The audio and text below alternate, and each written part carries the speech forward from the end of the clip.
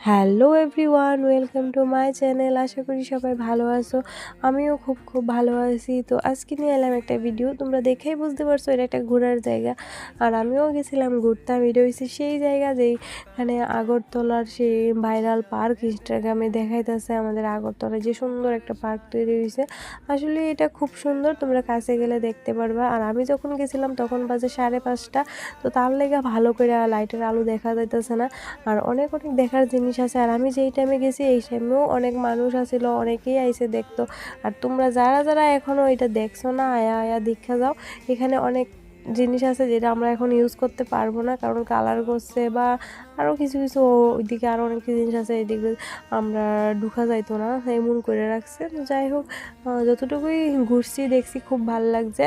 তো আমি যতটুকু পারছি তোমাদের সাথে শেয়ার করছি। তোমরা যারা গেছো না তারা গিয়ে আইবা।